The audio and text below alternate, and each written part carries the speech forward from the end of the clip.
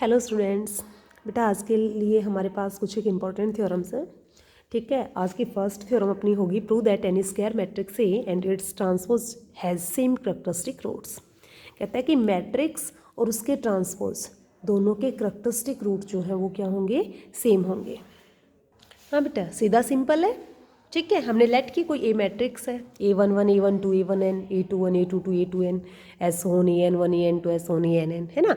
n by n order की हमने कोई मैट्रिक्स लेट की। ठीक है, अब करैक्टरिस्टिक रूट होते कौन है, आइगन वैल्यूज होती कौन है बेटा।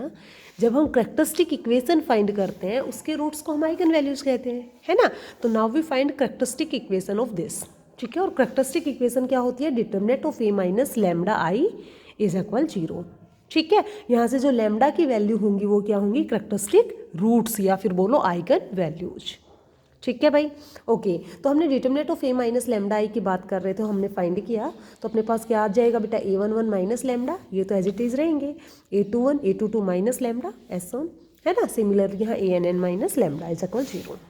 ठीक है, मुझे प्रूव करना था कि मैट्रिक्स का और उसके ट्रांसपोज की आइगन वैल्यूज सेम होंगी, करैक्टरिस्टिक रूट सेम होंगे। ठीक है, now we find A transpose. Row column interchange हो जाएंगे, इंटरचेंज होने के बाद करैक्टरिस्टिक इक्वेशन निकालोगे यहाँ से इसकी, तो ये आ गई।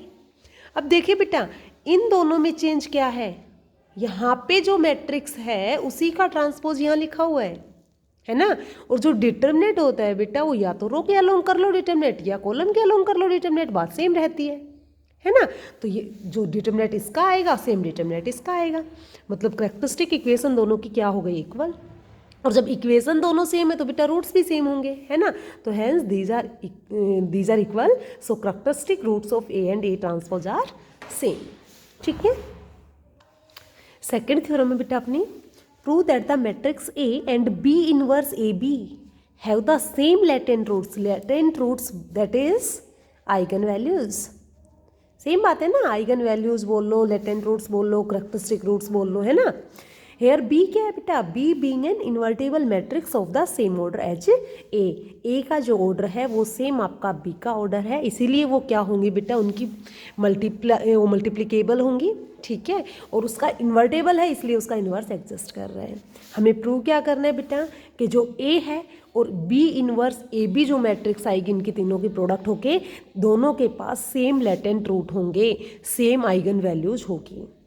ठीक है, और आइगन वैल्यूज फाइंड करने के लिए तो पीछे वाली थ्योरम में हमने क्या किया, करैक्टरिस्टिक इक्वेशन को इक्वल दिखा दिया, तो ऑब्वियसली दोनों इक्वेशन के सेम रूट होंगे। तो यहाँ भी हम सेम बात करेंगे बेटा, इसके और इसकी दोनों की करैक्टरिस्टिक इक्वेशन को इक्वल दिखाएंगे। ठीक है, और करैक्टरिस्टिक इक्वेशन अगर सेम है इसका मतलब उनके करैक्टरिस्टिक रूट भी सेम होंगे, लेटेंट रूट्स भी सेम होंगे। ठीक है, तो अपना मेन एम है इनकी करैक्टरिस्टिक इक्वेशन को इक्वल दिखाना। ठीक है, सो प्रूफ देखिए,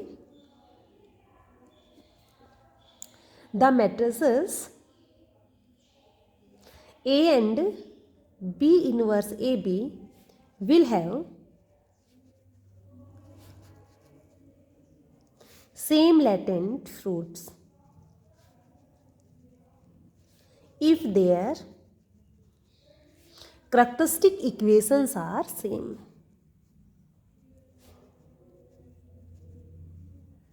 सही है भाई। Now B inverse A B minus lambda I, B inverse A B का मैं करैक्टरिस्टिक इक्वेशन फाइंड करती हूँ और अगर वो इक्वल आ जाती है इसकी करैक्टरिस्टिक इक्वेशन के हैंसफोर्ड।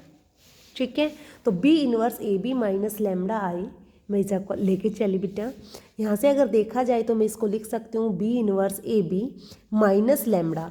अब बेटा ये आइडेंटिटी है ना, आइडेंटिटी को हम लिख सकते हैं B inverse into B, because B invertible है ना, गिवन है अपने पास, तो B inverse B is equal identity होता है, कोई दिक्कत नहीं है।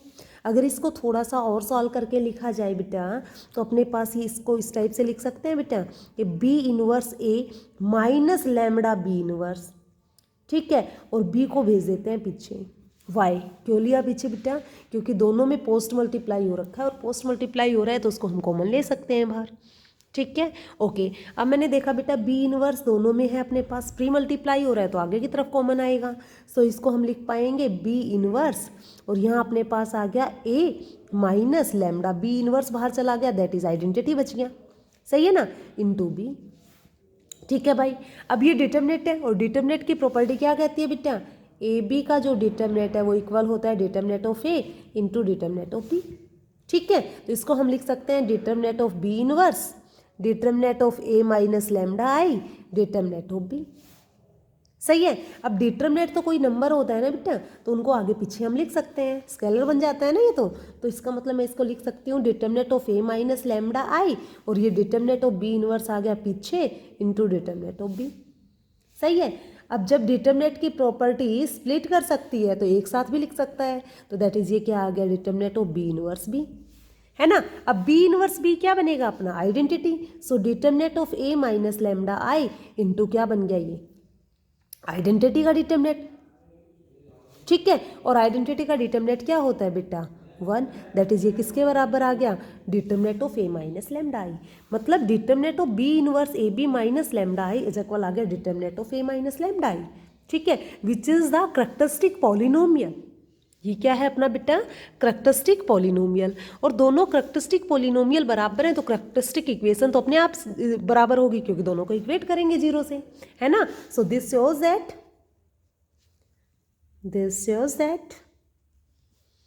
characteristic equation of B inverse AB and A are same।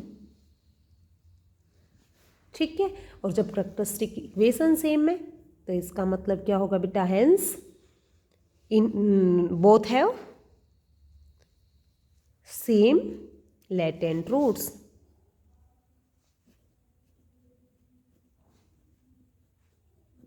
ठीक है, यही हमें प्रूव करना था, कुछ भी नहीं था बेटा। ए और B inverse A B, A and B inverse A B अपने पास दो मैट्रिक्स थे। ठीक है, दोनों की कैरेक्टरिस्टिक रूट्स हमें इक्वल दिखाने थे, हमने क्या किया दोनों की कैरेक्टरिस्टिक इक्वेशन सेम दिखाई, इक्वेशन ही सेम है तो रूट अपने आप सेम होंगे। इक्वेशन कैसे की हमने बेटा, हमने determinant of B inverse A B minus lambda I, क्या हो गया कैरेक्टरिस्टिक पॉलिनोमियल हो गया ना बेटा, किसका बी इनवर्स ए बी का। ठीक है, इसको सॉल्व करना स्टार्ट किया, अब आइडेंटिटी लिखा हुआ है और हमारे पास गिवन है कि बी इन्वर्टेबल है, मतलब उसका इन्वर्स एग्जिस्ट कर रहा है, सो मैं आइडेंटिटी को बी इन्वर्स भी कह सकती हूँ। ठीक है, पहले मैंने बी को पोस्ट कॉमन लिया, पीछे कॉमन लिया, उसके बाद मैंने बी इन्वर्स को आगे कॉमन लिया, बेटा आगे है पोस्ट मल्टीप्लाई है तो पोस्ट में ही जाएगा, प्री मल्टीप्लाई है तो प्री में ही आएगा। ओके, तो अपने पास ये आ गया।